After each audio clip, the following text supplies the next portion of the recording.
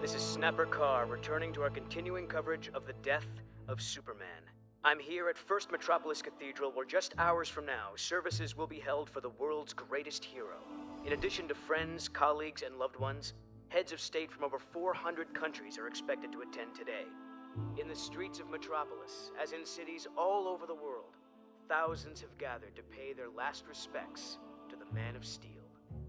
Our all-day live coverage will conclude following Superman's ceremonial interment later this evening.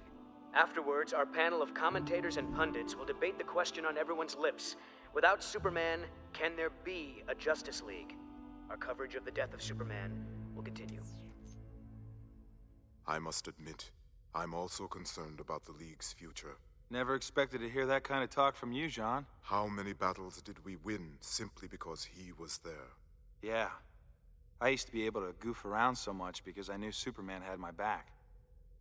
Now all I've got is his example. And that's gonna have to be enough.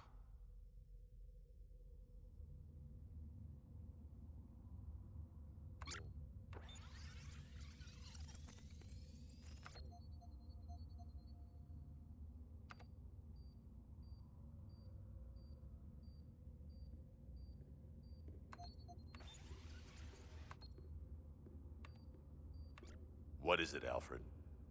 I'm afraid it's time, Master Bruce. I'm not going to the funeral. Why? Because he's not dead.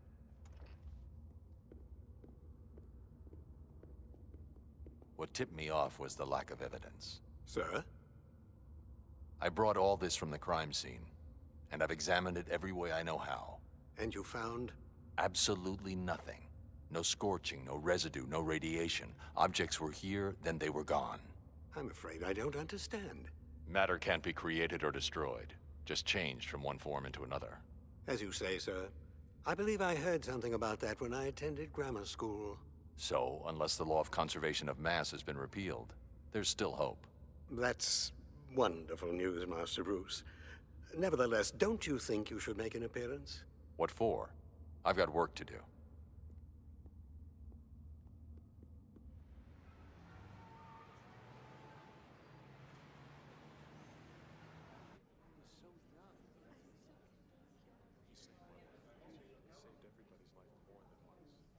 Batman hasn't arrived. Have you spoken with him?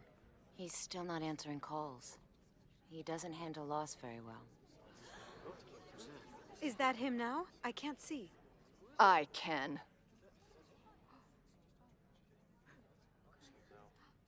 Luthor, how dare you show your face here?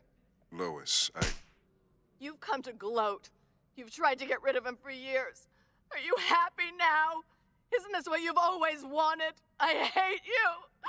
I hate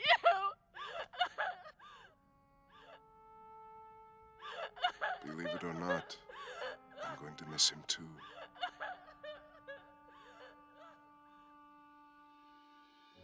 Though we gather here today, bound together in sorrow and loss, we share a precious gift. We are all of us privileged to live a life that has been touched by Superman.